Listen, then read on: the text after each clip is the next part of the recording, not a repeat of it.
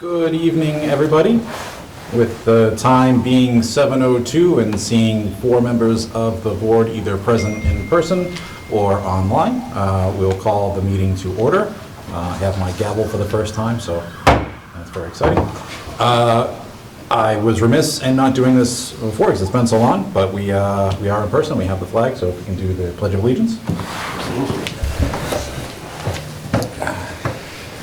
Pledge allegiance to the flag of the United States of America and to the republic for which it stands, one nation, under God, indivisible, with liberty and justice for all.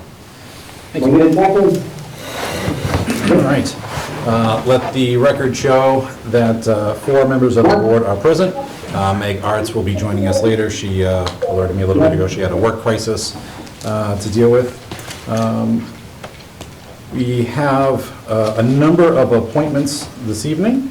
Town manager has asked if we take one out of order since she is currently working at a hospital and has made time for this. So we will jump to the appointment of Jacqueline Tanaglia as the public health nurse. I'm going to find all my papers here.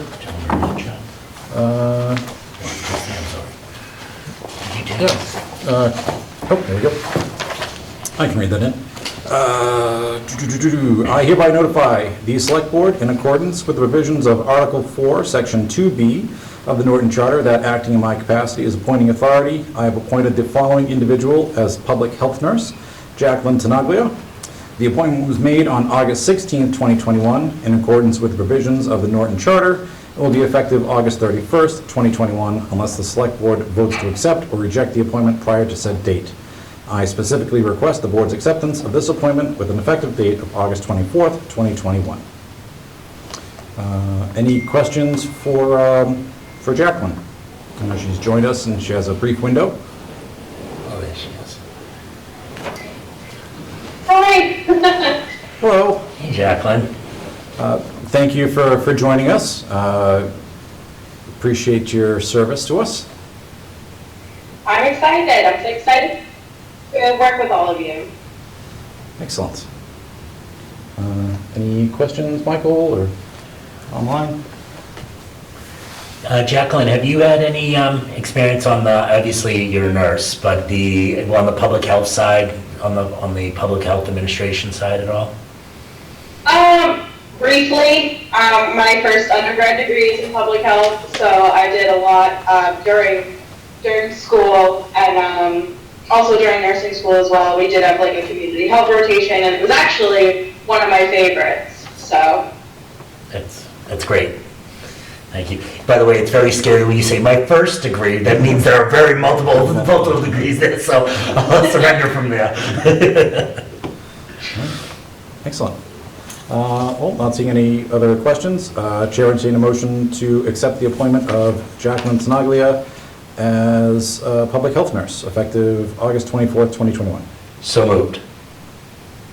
Second. All right, we'll go to the roll. Renee? Jacqueline Tanaglia. Yep. Oh, sorry. Renee? Yeah, Renee. Okay, Renee is good there. Christine? Yes. Michael? Aye. And I too am yes. Congratulations, Jacqueline. Welcome aboard. Thank you. I look forward to working with all of you. Excellent. Same here. We'll see you soon. Have a good night. Thank you. All right, you too. Bye-bye. All righty. Gentlemen, thank you for allowing us to bump you down a little bit. The next two are NPD appointments. Chief, I don't know if you want to speak to that at all? Sure. Good evening. I just request the appointments of to backfill 2 vacant sergeant command staff positions with the position of sergeant. The first one, James Cameron. James has been a member of the Norton Police Department for about 18 years. He has served in the capacity of officer in charge on numerous occasions. He's been involved in various serious incidents, including homicide, domestic violence, stabbing, hostage situation. Also saved the life of a National Grid worker who was electrocuted and received a life-saving medal for that. He's active in the community, participating in community policing activities such as the food drives and toy drives that we've had. He's active coaching Norton youth baseball and football. He's the department firearms, taser, and less lethal instructor. Recording in progress. And he also serves as one of the commanders of the Honor Guard and holds a master's degree. Jesse Winters, he's worked for the Norton Police Department for 16 years. He's been a detective since 2015. He continues to be one of the original problem-oriented policing members who serve to assist the community with community-based problems. He served in the role of accreditation manager and is also a field training officer. He also has been involved in some serious incidents, including missing persons, homicide, house breaks, narcotics violations, and sexual assaults. He also holds a master's degree and is a member of the Norton Police Honor Guard and has served in the role of officer in charge and shift commander. So I respectfully request those appointments tonight. Excellent. Great. Any questions from the board? Sergeant, you had two sergeant? I'm sorry, Chief, you had two sergeant positions open? We have 2 command staff positions open. Okay. Over the past 7 months, we've had some. Okay. Christine or Renee? No questions, Jeff. Okay. Do we need to read the appointment letter, or do we just motion? Yes. Yes. Okay. All right. You read them together, right? Yep. Somewhere in here. I got a lot of papers. Sorry, guys. One moment. Do you have them handy? Zach, I'm not going to read anything. No. Oh, Just, I got them, Christine. Thank you. All right. I hereby notify the Select Board that in accordance with the provisions of Article 4, Section 2B of the Norton Charter, acting in my capacity as appointing authority, I have appointed the following individual as full-time Civil Police Sergeant James Cameron. Said appointment was made on August 11th, 2021 in accordance with the provisions of the Norton Charter and will be effective August 26, 2021 unless the Select Board votes to accept or reject the appointment prior to that date. However, I specifically request the Board's acceptance of this appointment with an effective date of September 5, 2021. Chair would entertain a motion to approve the appointment of James Cameron as full-time Civil Service Police Sergeant. So moved. Second. Renee? Yes. Christine? Yes. Michael? Aye. 2 MES. Congratulations, Sergeant. If I can, Mr. Chairman, if I could just point out, I was told very strict congratulations from Mr. Robert Tedesco. He knows you've worked your butt off for this, so wanted to just make it on the public record for that. Excellent. thank you. Very good. Next up, I hereby notify Select Board that in accordance with the provisions of Article 4, Section 2B of the Norton Charter, acting in my capacity as appointing authority, I have appointed the following individual as a full-time Civil Service Police Sergeant, Jesse Winters. Said appointment was made on August 11th, 2021 in accordance with the provisions of the Norton Charter and will be effective August 26, 2021 unless the Select Board votes to accept or reject the appointment prior to that date. However, I specifically request the Board's acceptance of this appointment with an effective date of September 5th, 2021.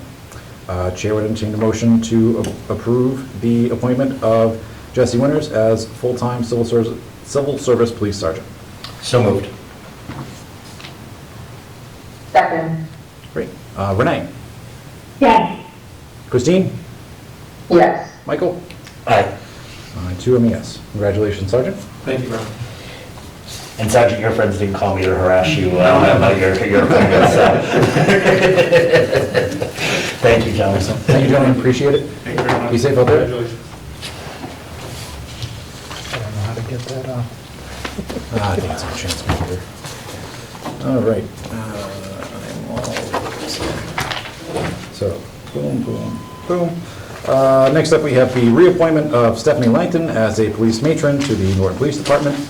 I hereby notify the Select Board that in accordance with provisions of Article 4, Section 2B of the Norton Charter, acting in my capacity as the appointing authority, I have reappointed the following individual as police matron through fiscal year 2022, Stephanie Langton. Said reappointment was made on August 11th, 2021, in accordance with provisions of the Norton Charter, and will be effective August 26, 2021, unless the Select Board votes to accept or reject the reappointment prior to that date.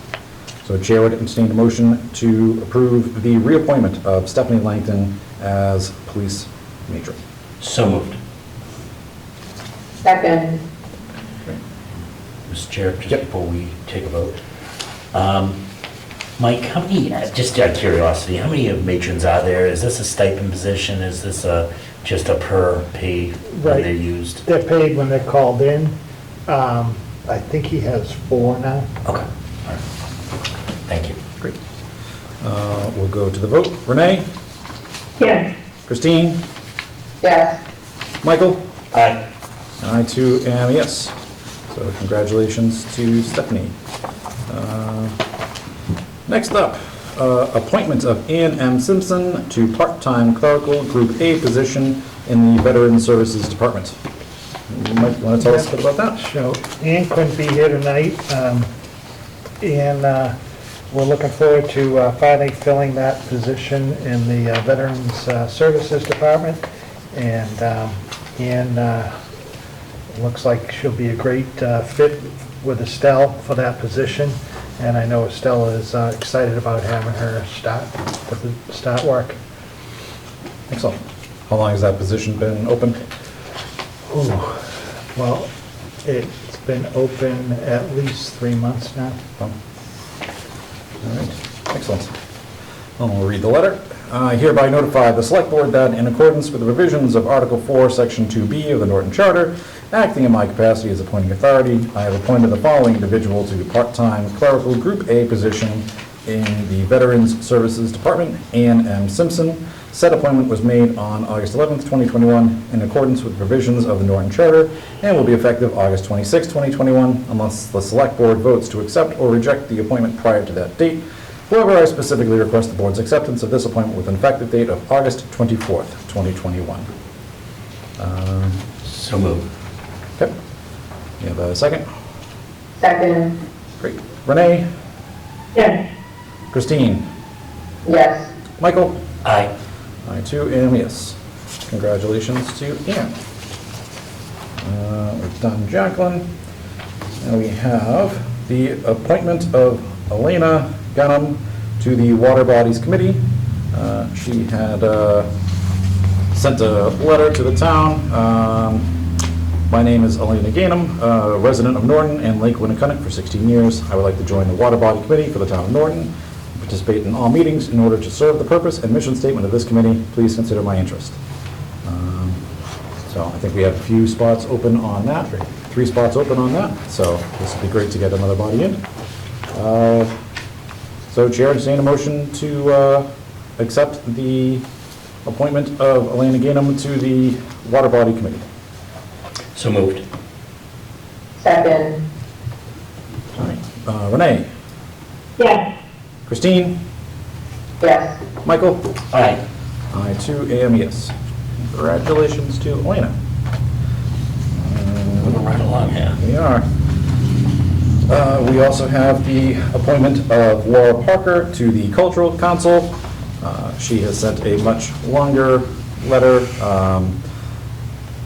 Ms. Parker is a member of the EDC and previous chair of the Charter Commission, so I will spare you all the long letter.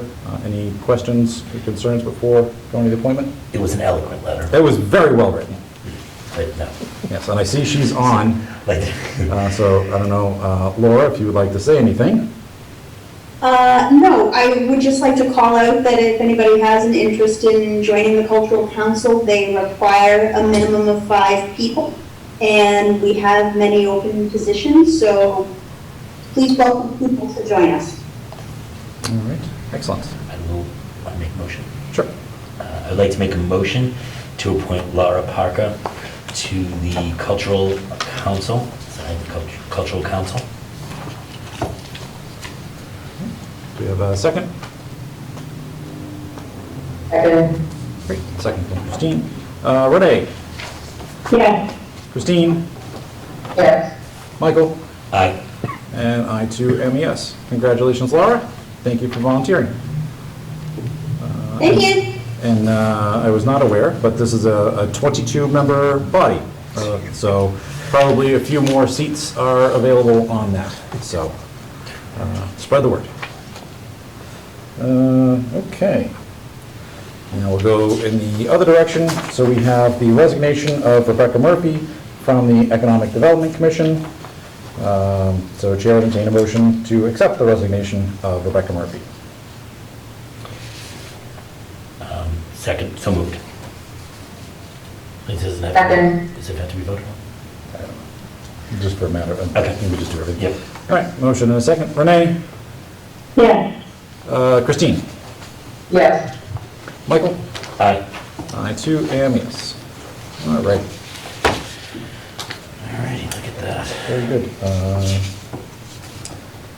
There you go. Licenses and permits, I see nothing. Announcements?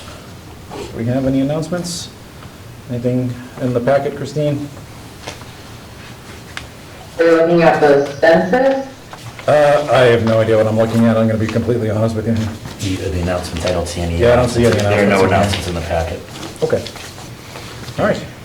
I'll look to the board. Any announcements that you all would like to share?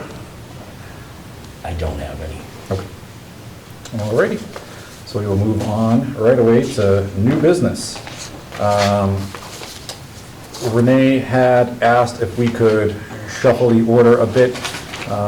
She has a family commitment, so unless there is an objection, I'd like to take item number 4 first. So review and/or vote to approve the delivery license post-community agreement for Lucky Green Ladies.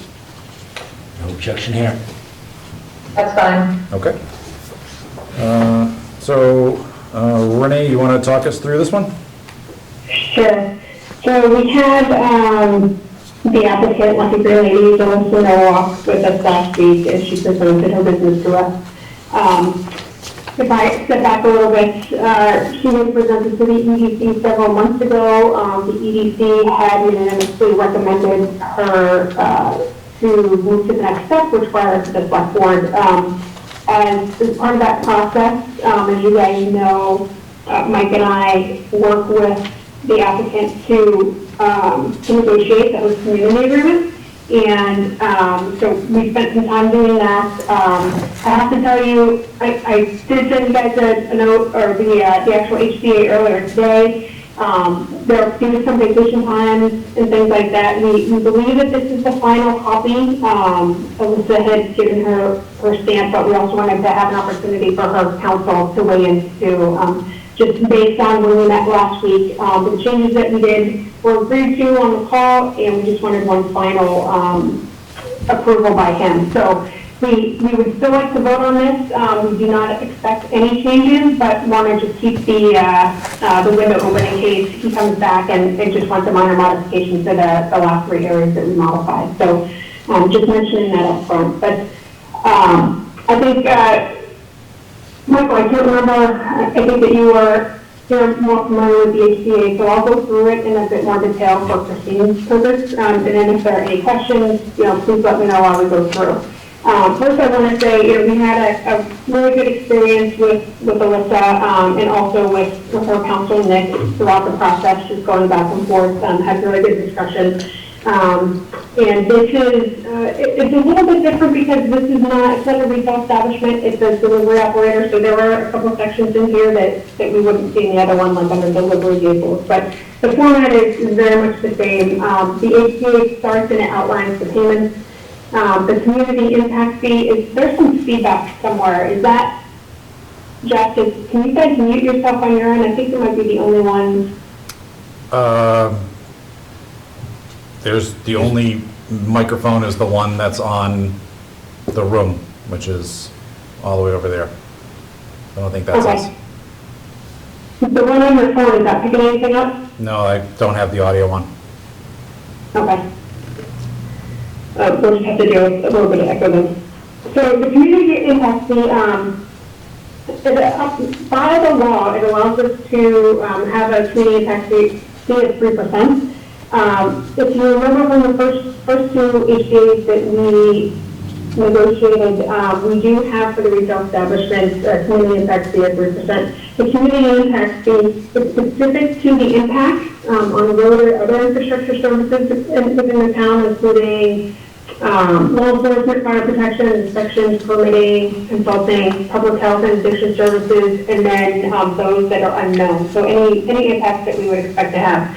Because this is a delivery license, we don't anticipate that we'll have any significant community impact that we would have to have a fee. So this is for this HCA at 0.25%.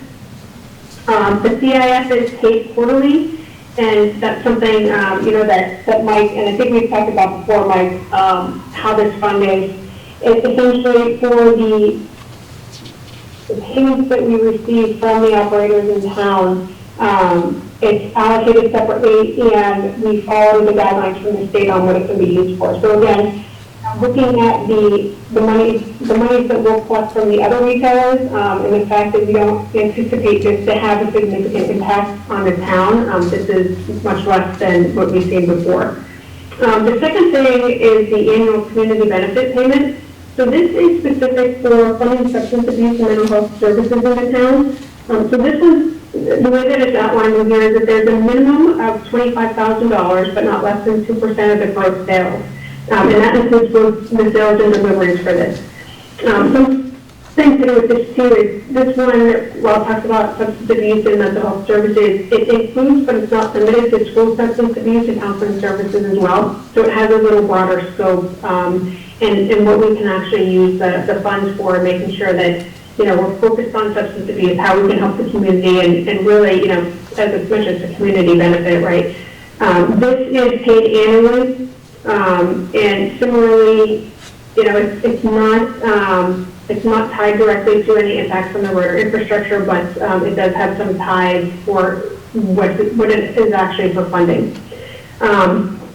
The other thing that's different about this too is this does have a section here. So while Alyssa is going for a delivery operator license, if she acts as a delivery courier as well, if her company does, then it would include that as part of the gross sales. The other thing that we discussed as well is because, again, two things, right? We don't know what potential impacts there could be from this type of an operation. It is new to state. So one of the things that we put here is that after 2 full years of operation, the company might request an amendment to reduce the community impact fee and or the annual community benefit. And what would happen is they would present a case to us indicating why the reduction is justified, and then the town would review that. While we're not obligated to approve any reduction, it's something that we would consider, and it's in the sole discretion of the town. So just a note on that, because that's something we haven't seen in either of the previous ones. Some of the things that remain similar, and this is a little weird because this is a delivery operator, it's not a retailer, but the company is still subject to the local sales tax at 3%. That is in one of our other bylaws. So we'll see some revenue from that as well. And then other fees, permits, connection fees, facility consulting fees, other costs that we might be reimbursed for if we had to hold public forums or anything like that. Additionally, the attorney costs to negotiate the HCA will be reimbursed by the company as well. Under the next section, the annual charitable nonprofit contribution, they have offered to provide $25,000 annually. And similar to the other ones, the company will present an organization to us, and we'll have some discussion, and the town will approve that. And again, that was to provide us with, if you remember in the beginning, our conversations around, we provided the different companies with a list of some of the nonprofit organizations, and they all seemed to go to the same one because in the beginning that was the need, and I think it was the food pantry. And, what we learned, and just through discussions, we understood that, the town's needs may change based on what the environment is or what's going on. We saw great support for the food pantry during COVID, but we did see other areas maybe that could have used some additional. So this allows the company to really look at, what are the needs of the town and have some discussion with us in providing that charitable contribution. Additionally, within the HCA, we talked just about the delivery vehicles, where they'll be parked. They are using, I think, I'd have to look at the HCA specifically, but I think it is outlined in there that they'll be using hybrid vehicles for deliveries. Additionally, there's an odor mitigation section. While we don't anticipate that there's going to be an odor issue, That is in there, and the company, obviously, if there were any complaints, would mitigate that as needed. There's also traffic management. So in discussion with this, one of the steps that happens before it comes to the board, and really kind of what happens before we even start negotiating the HDA, is the company works with Chief Park to look at their security configurations, traffic issues, anything like that. And so they work together prior to negotiating the HDA. So Chief Park had no issues with this. He thinks it's going to be a great addition to the community. So I want to mention that. And I think that's it for, some of the high-level points of the HDA. It is an agreement between the company and town for 5 years, and as I mentioned earlier, the company has the opportunity after 2 full years to come back to amend this in respect to the community impact fee and the annual community benefit payment. That's great. Thank you, Renee. Michael? Renee, it doesn't necessarily have to do with this. It doesn't. I know there's some discussion about HCA's being challenged in the future. Did you, Mike Units, have any discussions on how to make this durable? And I may be misspeaking here, so I'll surrender if I am, but how to make these more durable, any contracts that are more durable so they're not up for challenge at all? Because I know there are a lot of it's tied to Mass General Law. Yeah, that's actually a good point, Michael, because that was one of the last things that we negotiated was under severability. So initially we had language in there saying that, the company would be liable to make the payments regardless of any changes in the laws for the duration that the company is in operation. And one of the things that we switched within this is that the company agreed that they would do this on the same schedule as stated for the duration of the agreement. So if there are any changes, there is severability in here that essentially it says, we understand that there may be changes, but this is it's a host community agreement, right? This isn't something that is through Massachusetts, it's through the town of Norton and the company. So that is in there as a quote-unquote protection. And I don't know which way, from my understanding, the conversations have been around the community impact fee. Some of that is tied to, the different companies being in operation and not really seeing the community impact. Obviously, initially with the first 2 that opened up, there was a lot of traffic, so everybody anticipated that would be the case. But that's really proven false over the past couple years. So it's one of the reasons too why we see such a low percentage for our community impact fee, because we don't anticipate impacts. But again, and Mike made a good point in our discussions that while we don't anticipate any, there may be some that we just don't know about yet. So it allows us with this 0.25% to address those if something does arise. Great. And may I do a follow-up? Yeah, sure. Renee, do you know if the other two agreements, do they have that same wording, or is it just this one right now? And do you know if they would be open to a friendly amendment to those host agreements? Michael, I'd have to go back and check, because this one, so town council had another, what I call template specifically for the delivery operator license. There were some areas in there that made sense to add in to our basic template, but then there were some areas that they did a better job this time around, so we made those updates here. So I'd have to go back and check it. I don't know if that was something that we added for this, or if it was in there. Great, perfect. Thank you, Renee. Great job in negotiating. I know this was exhausting for you. It's exhausting, but it's well worth it. I mean, it'll be great. I think that Alyssa's going to be very successful in town, so it'll be great to support her through the next couple of steps in the process and see her up and running. Agreed. She's been a trooper and hanging in here, and I feel like she's part of the community now already. And I was just waiting for her to move.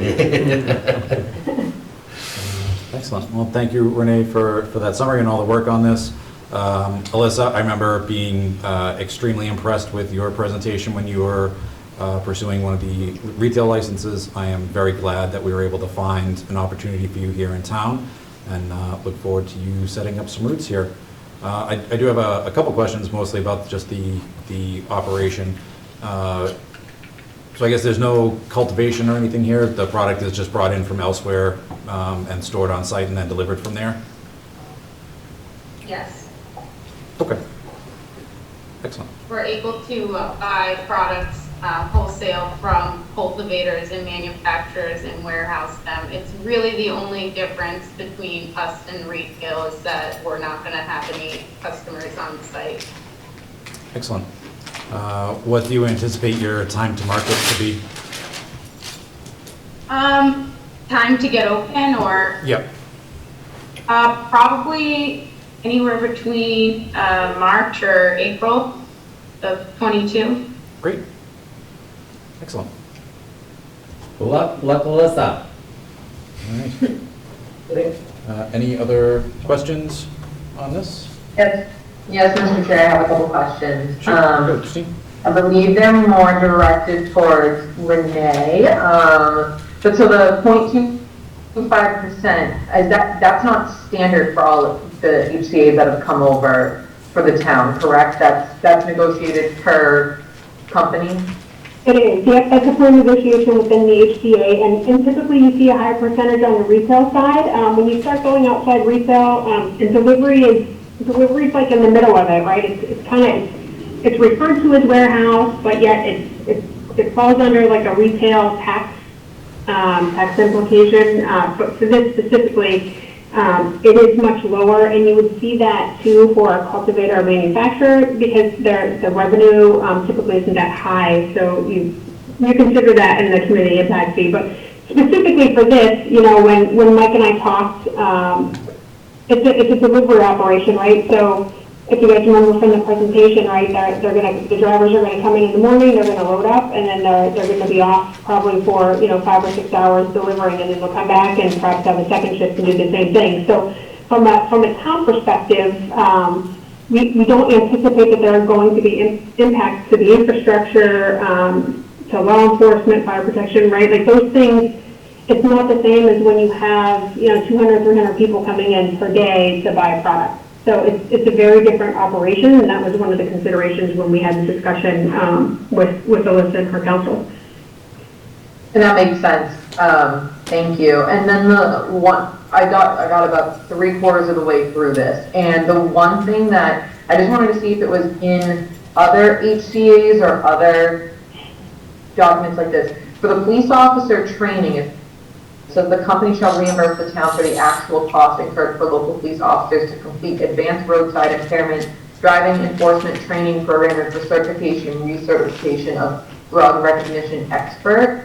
So that's saying that Alyssa's company has to pay for all of the training and all of the recertification? So that's a specific training. So to answer your first question, Christine, that is in the other two HCAs. Okay.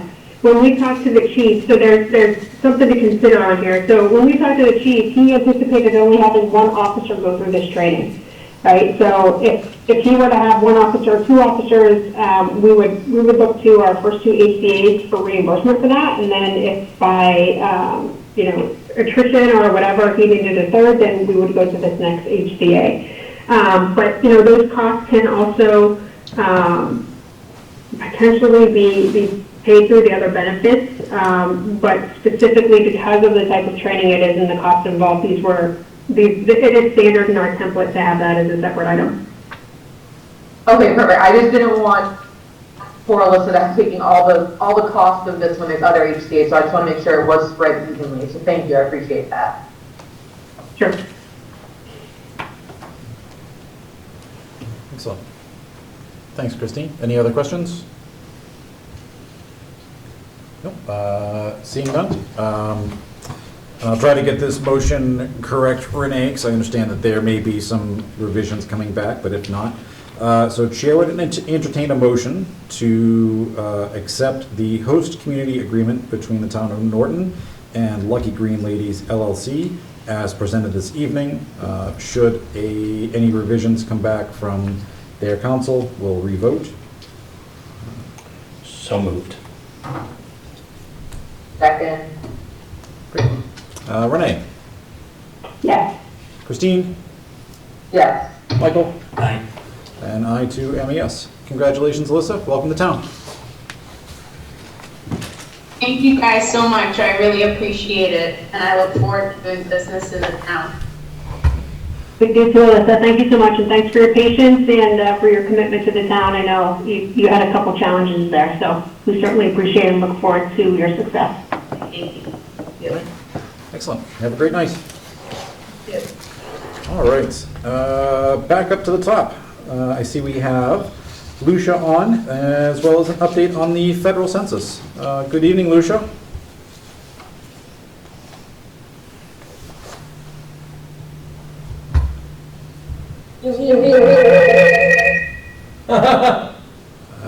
We did.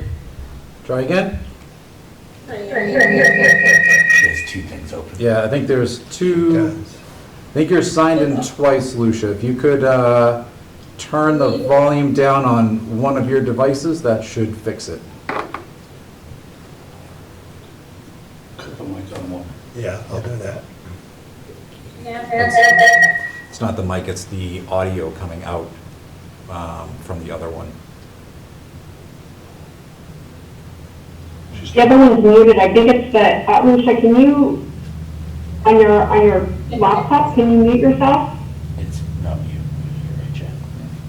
And then the other one, try talking now. Okay, I think the other one needs to be turned down or unmuted. I can't tell. Are you on two devices for a reason?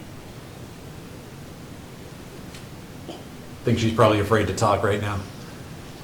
No, I hear talking. I just can't hear because the one is muted. Yeah. So Lucia, can you, are you on the, connected via phone too? No. We see you twice. Who's Lucia Guest?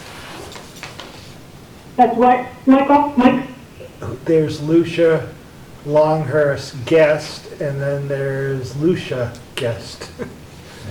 So maybe if we try, Mike, can you remove Lucia Longhurst guests? I think we saw Lucia pop up with just the short name. Move the one where she's not showing. Yep. Yeah, maybe put in the waiting room. Let's go there. All right, Lucia, let's unmute and try again. Okay, can you hear me now? Yes. Yes. We figured it out. Good evening, welcome. Thanks for joining us. Thank you, Mr. Chair. On the 2020 federal censuses, we all see that their estimates were higher than what our actual came out. We were projected at 19,948. We only came in at 9,202. I spoke to the census people, and I have asked them if we could stay with the 5 precincts because they were originally moving us up to 6. They're going to, he thinks it can be done where precinct 1 is so tight. If there's a lot in precinct 1, then we're probably going to have to go to the 6 because you can't have more than 4,000 residents in each precinct, and precinct 1 is just about max. Also, so we're going to have to wait and see. September, the package, as they call it, will come in, and it will be the new map. And at that point, I will meet with the select board, and it has to be approved by you people. And when that comes in, we'll definitely get in touch with you because we're on a deadline to get this back into them. Also, the state legislature, they want to take over on the districts. So what they're trying to do is take over the census and do their own thing with it, whereas you could probably see precinct 1 split up into different districts, and we have 2. We have like Steve Howard and Jay Garrows in the same precinct, but they put it as 2 districts. I spoke... Lucia, can you say that again? I'm sorry, just you're moving a little fast for me, I apologize. See that last part with that Barrows and how it would be in the same district, precinct? They could be in the same district. So let's just say the state says, okay, we're splitting precinct 1 and we're going to split it into 2 different districts. So what you're talking is they could do it. They can do anything they want, but they could do it. And therefore, precinct 1, you could take half of it and have Jay Barrows, and you could have the other half and have Steve Howard. And that in itself would create big problems for us. But speaking with Jay Barrows, I also spoke to the Census Bureau, and they don't seem to think it's really going to affect us because we had no major growth. And speaking with Jay Barrows tonight, he doesn't think that the legislature is going to do anything with us. They think he thinks they're going to just kind of pass us by because of no major growth. They are not in session right now. They were on vacation, but everything's been approved with the state legislature. And when they come back in September, they will meet as joint committee and make all the decisions, vote on what they're going to do then. So for that, it's basically a waiting game, and we proceed as normal with the regular census until we're notified of any changes. Questions? Yeah, open it up. Besides just kind of waiting, is there any, and Mike probably answers, is there any letters or anything? Because I know there is a committee at the legislative level. I think it would be disastrous if we split a precinct in half, not only because we have one voting stage place, that would be required they would absolutely require 2 voting places, plus representation, I think would be, is there, I mean, I don't want to get too worked up about it, well, no decision, we haven't heard anything on this, but is there something that we want to be proactive on and communicate on this? The Mass Town Clerks Association has been very proactive. Okay. They have met with legislators, and they will be, when they meet, the joint committee meets, the Mass Town Clerks representatives and lobbyists will be there. But they have spoken at the meetings, and they've also written letters, and they are very proactive on that. So they're doing all they can to stop it. Okay. Mike, do you have any feeling, and Mr. Chairman, one follow-up question. Mike, do you have any feeling, I know Taunton had growth, I know Attleboro had growth. Is there any that could affect us? Is there any feeling on that? It affect us as far as representation? Yeah. It could, you figure that with Barrows, and we have Barrows and Howard now, are we going to keep 2 or are they going to put us all in 1? That's all I can think of that as a possibility. Which would be probably better for us. But, okay, thank you. Great. Hopefully we don't go back to 3. And just one more follow-up. Alicia, all these dates say 2019 from what you sent over. Are these numbers from the census pretty much final? The one with the April 1st, 2020, the first line, the population census, and 19202 is the final count for Norton. 19202. Oh, sorry, my bar's messed up here, and, okay, perfect. They estimated 19,938, and well, they based on that figure. So we're not going to see a liquor license then? I'm sorry. Lucia, how did they get that number for the estimate? They just basically estimate.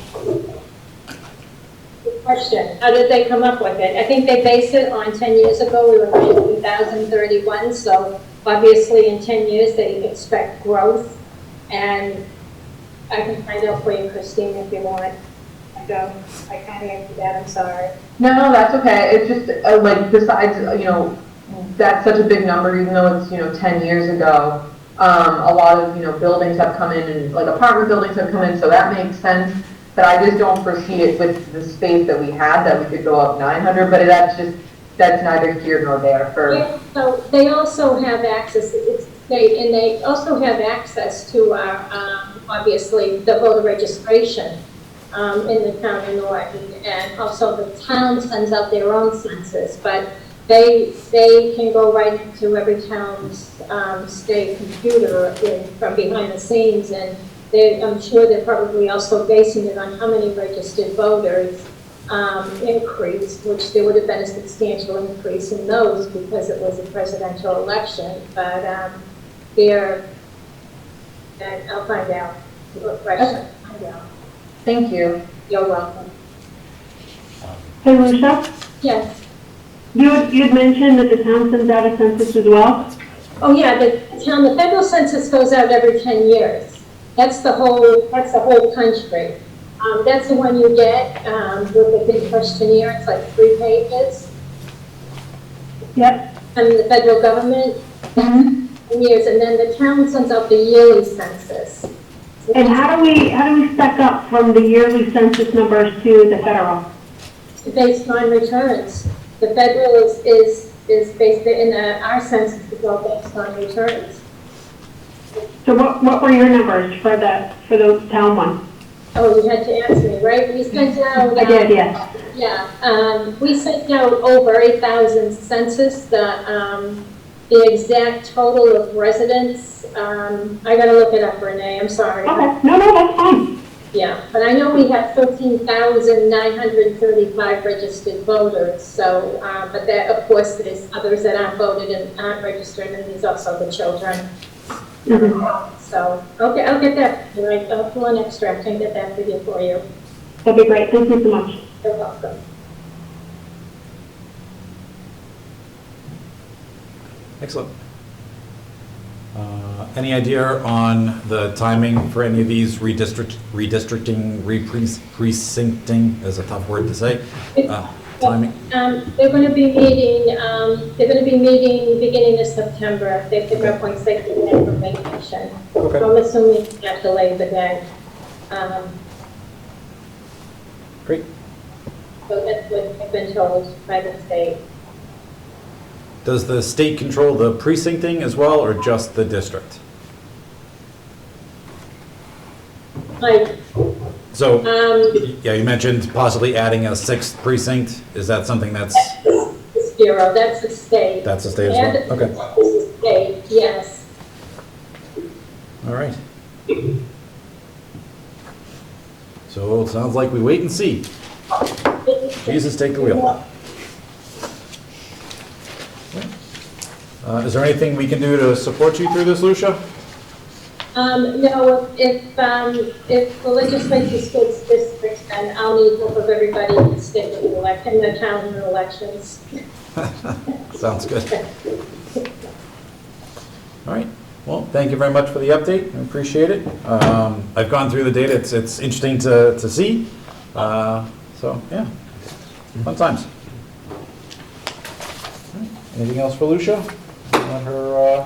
Oh, she's got to stay on to the next one. Oh, sorry, Lucia. I was trying to get rid of you. Yeah, let's stay. Yard sale permits? Yeah, so we just wanted to have a discussion on this. Lucia and I talked about this, and some people said, "Oh, you're trying to make money off of yard." Well, we're not trying to make money off of yard sales. This came up because a week or two ago, the building commissioner and the health agent had to go down to Mansfield Ave because someone had set a tent up out in front of their duplex, and they had been running a yard sale for like a week or two out front of the property, and so they had to go down and tell them to shut it down. And so we just wanted to look at and see if you'd be supportive of some way that a lot of towns have a requirement that you pull a permit for a yard sale. So you say you're going to have a yard sale on the weekend of August, whatever, and you're allowed to have 3 a year. And so this prevents people, the way things creep is the problem. Someone starts selling stuff out on their front yard, and then they're pretty successful at it, and then they start selling more stuff outside their front yard. Then they put up a structure to store that stuff out in their front yard, and all of a sudden you have a grandfathered use that becomes a headache, and someone sells the property and someone says, well, it's always been used as a business, they've always been selling there.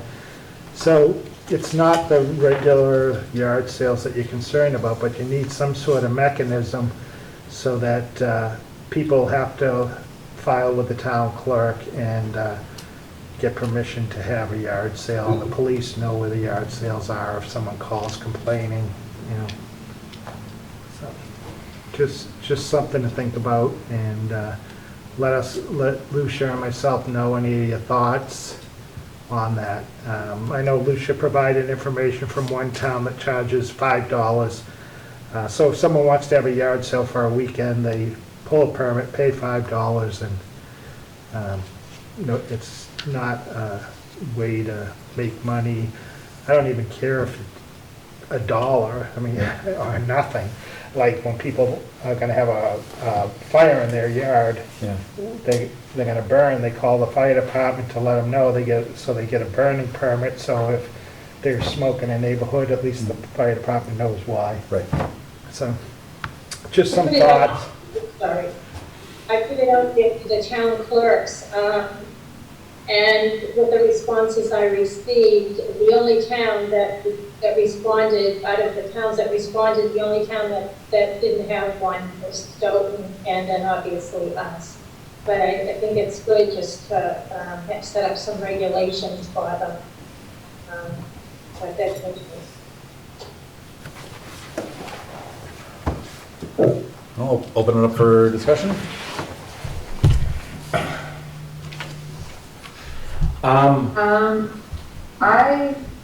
I don't know how to start with this. Some backstory, I've literally been doing yard sales since I think I was 5 and living in Norton. So almost my entire life, we've always had yard sales.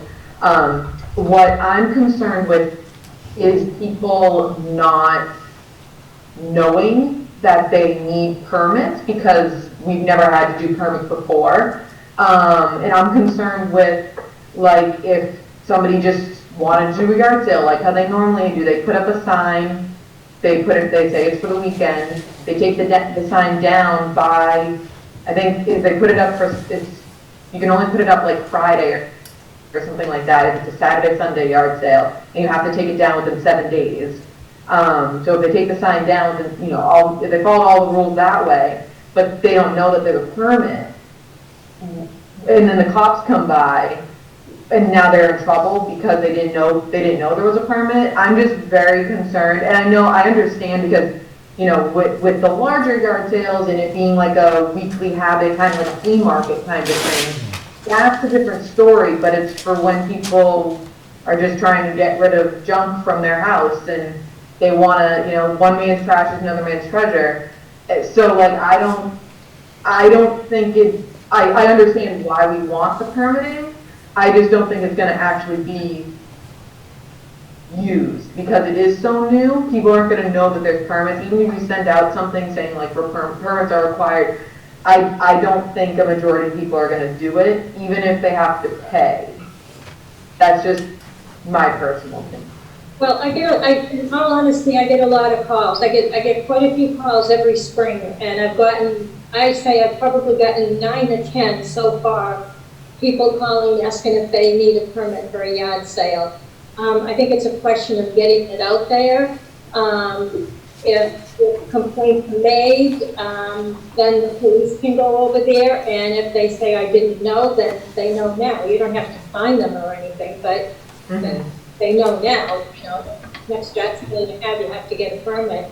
I just felt it was good because of traffic. People tend to park on both sides of the street, and they can cause traffic issues. And as Mike said, you know, if they're going to have it, they're going to do it every single day and keep going and going. And then when the building inspector and has to go out there, so we just thought maybe set up some regulations for them. And like Mike said, not necessarily charge them, but. Yep. Michael. As a general rule, I don't think I would necessarily lean to support this, but to Mike, to the town manager's point, he's being generous when he says that yard sale was going for 2 weeks. It was probably closer to a good month.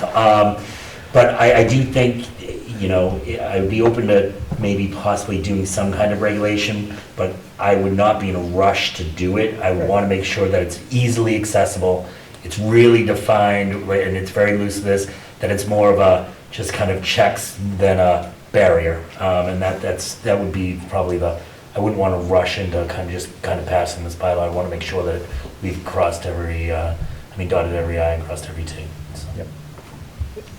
And it, Hey, Mike, would there be an opportunity to do like I noticed in the language that Lucia says, it mentions that they have to come down to town clerk's office between obviously the hours of operation. Is there an opportunity to do any sort of e-permitting on this so that we make it more accessible to the public to do it? And then also provide them with, basic guidelines when they do that. I think we would do that either way if they came in the office, but is there a way that we can use the electronic system for it? we definitely would look at setting that up. And, we'll do some more investigating on how it was set up in other towns and try and find out what concerns or issues came up before we ever move forward with anything. But we'll check into that. Okay. I think it's a good concept, and Mike, to add to that, maybe Lucia, because it wasn't in the language, I like how you said, it's good to know because, especially on a busy street, people may be parking on both sides. I don't know that a police detail would be needed, but it would certainly be helpful for the police to be aware. But is there, in that process, like a review by the police chief or somebody under his command, or just once it's provided to you, then you send them that information so they're aware for their patrol? Well, when I worked in Easton, what we did is that when we gave out yard sale permits, we sent them over to the police department also. So while they're on their cruising around, they know where yard sales are, and they just do drive-bys. Or they don't, I don't know, but that's how it was handled back then. The police were aware of yard sales going on. Mm-hmm. And Mr. Chairman? Yep. I think also one of the things that we could almost look at as a little positive too, where we might be able to have a community board of a list of yard sales going on during a weekend that, I love yard sales. So it's, I think let's not look at it as the kind of a punitive, whereas it might be a way to just regulate and also get the word out there and that they're going on and so forth. Yeah, it's a great point. When we have yard sales registered, we could have listed on the town clerk's page the yard sales, and people could just check and see. Yeah. Okay. So I tend to agree. More discussion and ideas needed. I see what the problem we're trying to solve is, but it feels a bit like taking a sledgehammer to a walnut. So I think I'd be open to, if it's a one-day yard sale, maybe no permit or no fee. But yeah, definitely I can see needing to loop in police for traffic and parking and. Yeah. Okay. Great. Thanks. Mr. Chair, I just have a quick, when you guys are gathering information from the other towns, could you also grab like a couple sample permits? What like other towns' permits look like? Actually, I will do a couple in email tomorrow. I've got a couple of towns coming. Okay, thanks. Over to you. Thank you. All right. Excellent. Well, thank you, Lucia. Appreciate it. Can she go now? Yes, All right, Mike says you can go. Thank you. Thank you, Lucia. Guys, have a good night. Thank you. You too. Take care. All right. Next up, discussion and/or vote to approve the closing of Summer Street from 4 p.m. to 11 p.m. on Friday, October 22nd, and Saturday, October 23rd, 2021, for the Norton VFW Veterans Spooktacular and Haunted Hayride Fright Night. Mike, tell us about this fun thing. Okay. So this is an annual event. I don't think they ran it last year because of COVID. So this is put on by the VFW and the Gold Star Committee as a fundraiser. And they have different things for kids to do at the VFW. And then they have a haunted hayride that runs down Summer Street and back. So it's a fun event, and it runs from 4 p.m. to 11 p.m. So on the road would be closed 4 PM to 11 PM, and the rides are 5 to 10 PM on those nights, Friday and Saturday. Excellent. Any questions on that?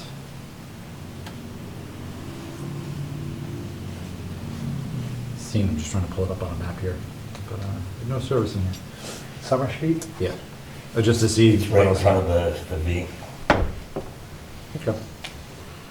All right. Any issues with this? Done it before. It's All right. a spooky good time. Excellent.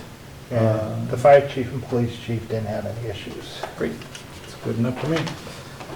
So Chair would entertain a motion to approve the closing of Summer Street from 4 PM to 11 PM on Friday, October 22nd, 2021, and Saturday, October 23rd, 2021. So moved. Second. All right. Renee, Yes. Christine, Yes. Michael. Aye. I too am yes. Sounds like a good time. Very good. Already done 4. Update on the status of the human resources position. Okay, yep, so we are working with Mary Beth Bernard from HR Key Solutions. And Mary Beth, her first tasks are to conduct a human resource audit of all our current processes and procedures. And then she will, after that, she will conduct a review of all the Norton employment-related policies, anti-harassment, discrimination, other key policies, and review and recommend necessary policies for adoption that we may not have. And then also will be available on an hourly basis when we need her, and other tasks that we think, as she does the audit, other tasks that come up, she'll also be working with us on.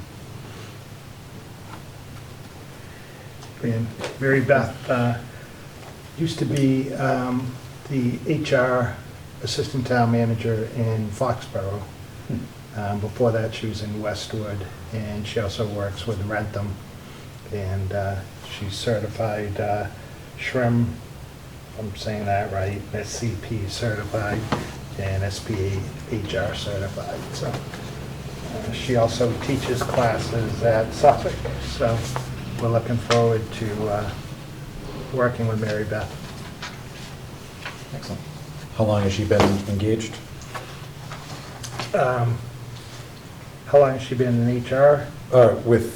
Engaged with the town? Oh, she's, we just started talking and getting ideas together when the new year started, the fiscal year. Okay. And so she expects to have the audit completed in September. Great. That's if I may. No. You got rock, paper, scissors for it. Yeah. All right. I don't know what she's doing, some kind of magic. I lost my connection. Michael? Okay.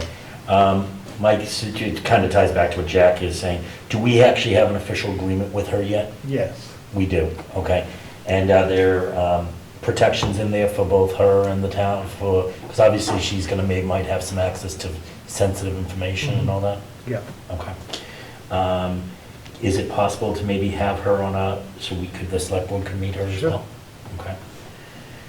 And have you made I'm sorry, these just bullet questions, I'm sorry. Have you made an introduction to, is she a resource for the select board and yourself, or is she a resource for all employees in the town employees? She would be a resource for all town employees. Okay, and have you made an introduction to, is there going to be an introduction to her to the employees? Yep. Okay, great. Thank you. Sorry, So Renee. Mike, no, that's okay, I think it's just the audio. So Mike, is she with an HR consulting firm, and what hours is she working? HR Like how? Go ahead, sorry. HR Key Solutions is her company, Okay, and so she's with us, did you say 20 hours a week, or I didn't hear it? No, I said that she's doing a human resource audit right now, and when that's complete, she'll also be doing hourly when we need her on an hourly basis. So she's working on a contract for the hourly basis portion now. Okay, so right now she's just doing an audit, she's not specifically a resource that we would tap, or that's not how her contract's designed at this time? No, she's still got to get me that hourly contract. Okay. Mr. Chairman? Michael? Mike, what was the budget for the, do you remember the line item for the HR consultant? 40,000. Was it 40,000? Does that, is there a number in there that, I mean, obviously the audits, I know what HR audits cost. Is there room for at least 5 hours a week? Oh, or so? yeah, the HR audit's about 8,000, Is that it? so there'll still be $32,000. Okay. And are you planning on doing a stipend, an hourly stipend, a retainer of some sort, or a stipend for set hours, or do you want to just, is it just as you need her? Hopefully as needed Okay. basis rather than just have. The only reason I say that is, you know, one of the things our goals, I know as select board, one of my goals as a select board member, let me speak for myself, is to provide a safe place in certain situations, so you're not being put in the middle of, you know, being an HR person or so forth, where at least even if there's an hourly, this person has a fixed office hour for at least an hour a week, an employee knows that that's their 1 hour to go to Mary Beth. That's a good idea. And they can go to them and if they have this, and I think it's important to kind of set an atmosphere of she's a safe place if someone needs a safe place. All right, I'll tell her to set it up that way. Good idea. And Mike, what's the scope of work, like, is right now the only scope of work the audit, and then as needed, like ad hoc? Right now, the only scope of work is the audit, and we're going to work out, as Michael just said, that was a good idea, work out whether she has set hours or just on call. So we'll set it up as, you know, Mike suggested that probably have 2 hours set that we know that she'd be working for us, and then on call other than that. And so the audit portion, I mean, I guess I'm trying to understand, like, how the engagement was. Like, did they recommend what their responsibilities will be, or are you going to then say this is what we need done? I mean, the audit just seems like, I'm not saying it's not needed, but I think, you know, overall that there are additional needs. Yeah, I think the audit's probably the most important thing, to have someone come in and go through all the policies and procedures and make a professional recommendation on things that should be updated or changed or instituted. I think that's really important for us to do right now. Yeah, I'm not saying that it's not, but there are additional things too, and that's why I was just wondering, like, when you approach them, did they say, look, this is how we start the engagement, and then from there, once we complete the audit, then we come back with recommendations, and there's a separate engagement? No, we sat down and we talked about different things that they could do, and the first thing I wanted, I said, you really should do that audit first, so we make sure that we have all the right policies and procedures in place, and then we'll work out the hourly basis after that. Okay. Yeah. Did they have any recommendations at that time of what else would be included? Would be included for work? Yes. Yep. Like what they typically, the services that they typically provide to towns? Yep, they do training, they do, you know, harassment training. They run a program on that, so that was a service that they said they could also provide. Okay. Things like Great, that. thank you. Yep. Yeah. So, Mr. Chairman. Yep. Mike, have you spoken to any of our insurance companies, or I'm not even sure if this is within the town, but I know in private business, they're willing to pay for certain trainings, sexual harassment, OSHA trainings, so on and so forth, that's usually run through the HR person, so they obviously reduces risks. Is there, have you even explored that yet, or are we just too early in the process? We know that we do have training that is done through our EAP, Okay. but getting people to do it, that's, that's the thing. We gotta make sure we have the policies in place that say, mandate that you do these things. There would be only one other thing, obviously, I think the policy audit is great. I guess the one other one I would want to, if you were looking for a pecking order, would be defining a review process, a real kind of review process for your staff Right. and the individuals underneath Yep. that. Yep. And I think those are different than the policy audits, and I think And that would be the only other checklist thing for me. Right, no, that's something I mentioned to her I thought would be important. Okay, perfect. Thanks. It was on her website while we were sitting here, and it appears that she has worked with about 27 cities, towns, and regional bodies in our area, so speaks to her expertise, I think, in this area. So look forward to meeting her. All right, anything else on that one? All right, update on the Plain Street Solar Project. I know that Renee had reached out on this, and so Nick reached out to the developer, and Nick did go down to the property. So they said that they're having trouble getting right now the only thing they have to do to meet their permit requirements is they're having trouble getting the fencing company out to install the fence. So that's the last thing that has to be done as far as construction. And before they can have their final inspection. And Nick did look at the house, and though the house is overgrown, the windows are intact, in good shape, there's no openings, electricity and gas are still connected to the house. So the owner said that what they were looking for is they want to get their National Grid to get the final sign-off and approval from them, and once they have that, then he's got someone that said they'll renovate the house. I don't know whether that house is worth renovating, but he says he has someone that's going to renovate it and live there.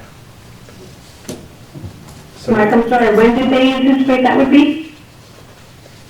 They're saying that National Grid is really slow, so, I sent them the minutes from our last meeting. I said, I think these are the minutes where you said you were going to be done in February, and so he said, it could be months before National Grid approves whatever they have to do to get the final interconnection.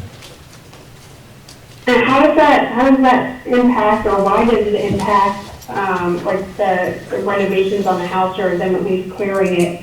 I can't understand that. I want to call, what's his name, Daniel Scherber, and Yeah. find out from him what that is. Why would that be a condition?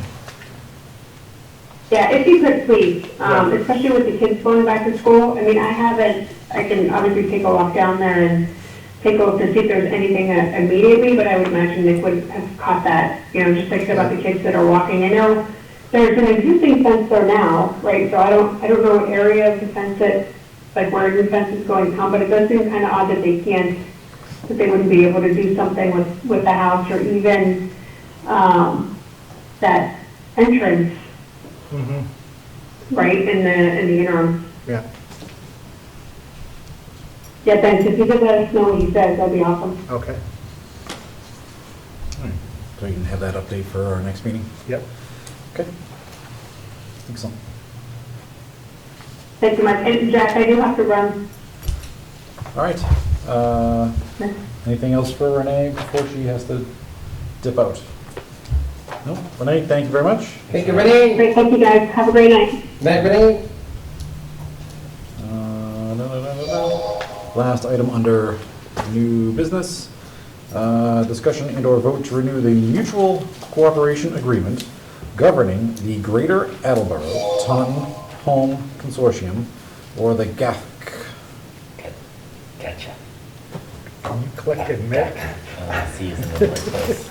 I think that's because we booted her. Oh, okay. Yeah, I think we can just. Never mind. Yeah. Somehow Shane became the host of the meeting.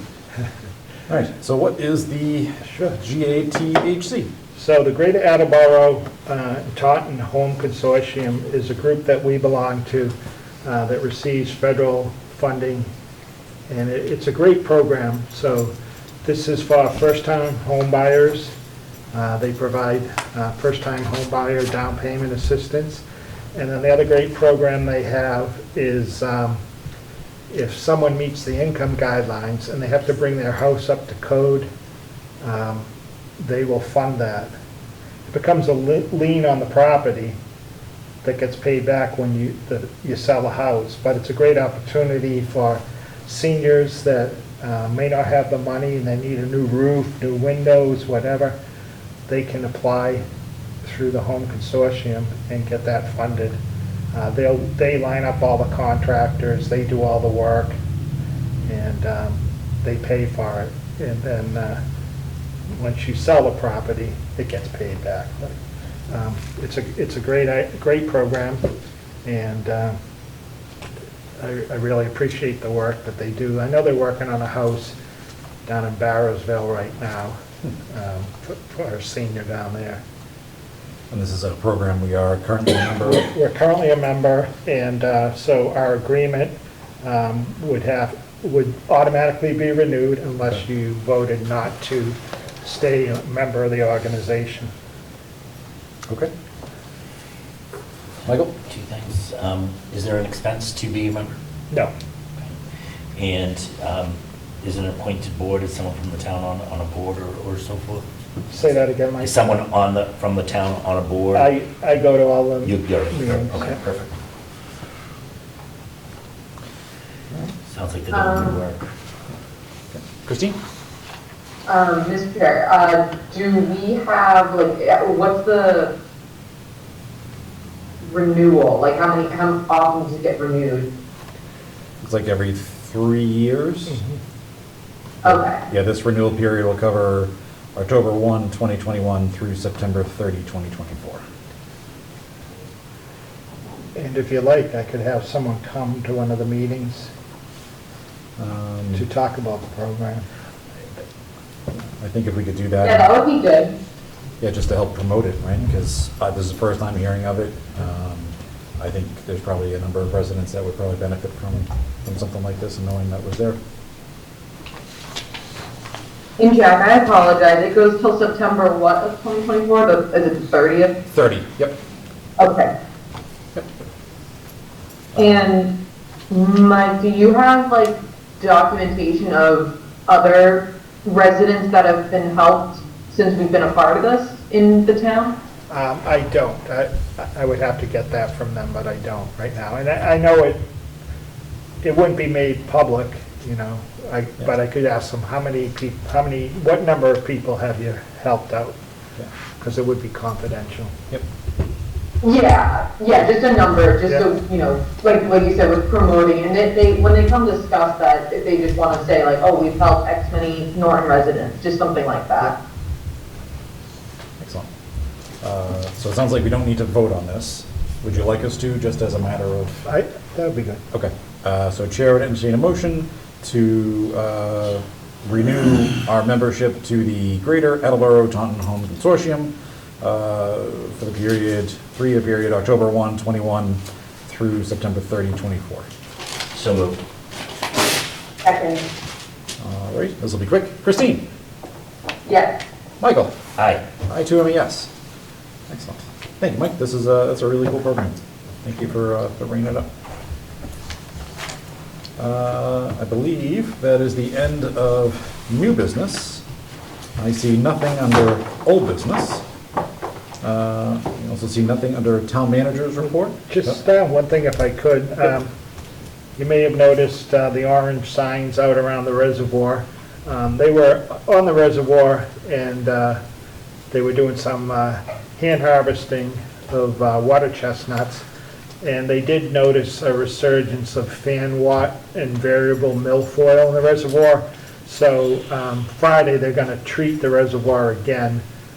They think because of a cold, wet spring, that any growth had been delayed, and now they see some, so they are going to treat it again with diquat and flumioxazin or something. So they have posted it, and Friday it will be treated.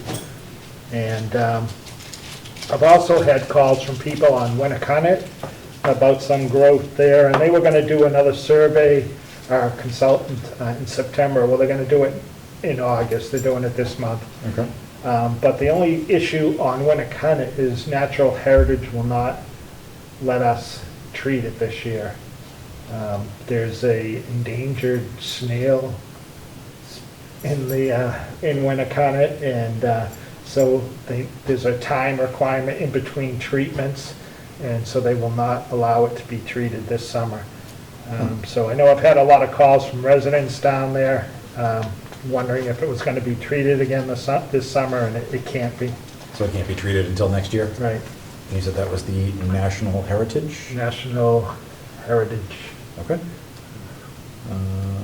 So the treatment that they're doing on the reservoir, and you said it's posted, but just for clarity, I'm assuming, what does that mean for any fish that get caught there? Or should people not be swimming? I don't know if people swim in there. Yeah. The fish, it shouldn't have a drastic effect on the fish. It just, I wouldn't be eating the fish out of there anyway, as far as people. Okay. And It's also the I've same, seen, it's the same treatment they've done on it previously. Okay. Christine?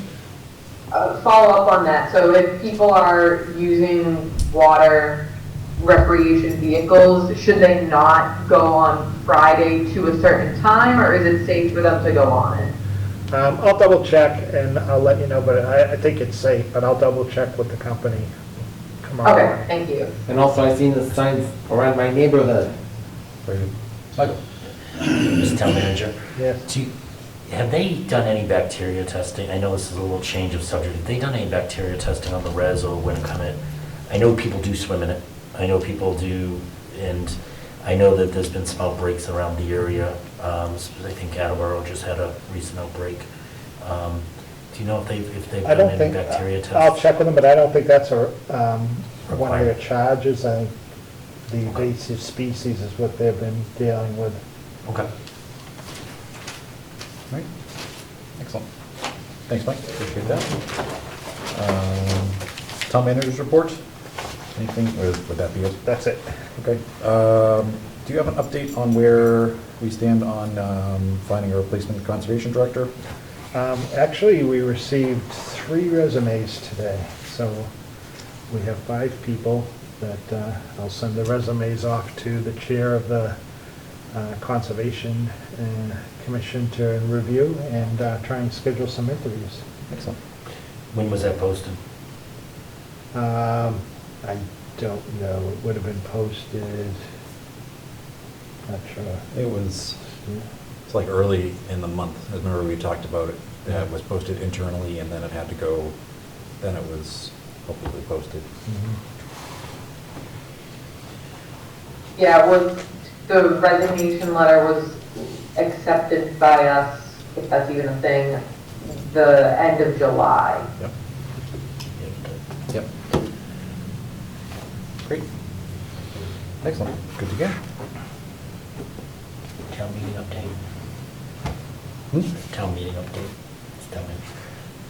Yep. Mike, the 26th is the deadline for fall town meeting, right, if I'm not mistaken, for articles? The 31st, isn't it? It's the 31st. Are we gonna have? I didn't bring that with me, so I'm not sure. I thought it was 26. All right, so we're not gonna have another meeting by the time anything is. No. Let's say if there's anything that you want to put on there, send a draft to the town manager. Yep. And at least get it on there, and then the language can be tweaked. Okay, perfect. Yeah. Oh, and then it can be approved. Even- Okay, so it can be, it's kind of almost a placeholder, and then Right. we would vote on, It perfect. doesn't have to be Okay, perfect. ironed out, you know, That's perfect. just a placeholder for an article that will be about it. Yes, Okay. as long as like the subject matter. You can't just say placeholder. Yeah. Okay, excellent. Thank you, Mike. Brings us to Select Board report and mail. Anything in our headspace this week? Seeing nothing? Okay. Warrants and minutes. So I have approved payroll warrant PR 22-04 for the week ended August 7, 2021. Warrant dated August 12, 2021, in the amount of $861,165.42, as well as invoice warrant AP 22-07, dated August 12, 2021, in the amount of $707,815.56. Invoice warrant AP 22-08, dated August 19th, 2021, in the amount of $425,934.83. We have some minutes to approve. I have not had a chance to look at them. I don't know if anyone else has. I have not. All right, so why don't we keep that for next time? I see our next meeting is set for September 9th, with the teaser of bond signing. Right, so I believe you'll have to, they won't take digital signatures on the bond, so I think you'll need at least 3 members present to sign those bonds. Okey dokey. It's a big day. All right. Sounds fun. Look forward to it. All right. Any other business that come before the board this evening? Yes, I was at the Mansfield Select Board meeting today, and the Mansfield Airport Commission aired the concerns from Norton residents about the noise at the Mansfield Airport. Okay. Thank you, Peter. Yep. All right. Hearing no other business, Chair will entertain a motion to adjourn. So moved. Mr. Chair, before we do that, did we do public comment? Not that, I don't remember if we said that at the beginning. I think I skipped over that one for the appointments. So we'll do that now. Any public comments? Hearing none. Thank you for keeping me honest on that. Chair, entertain a motion to adjourn. So moved. Second, Christine? yes. Michael? Aye. I too am a yes. We are adjourned.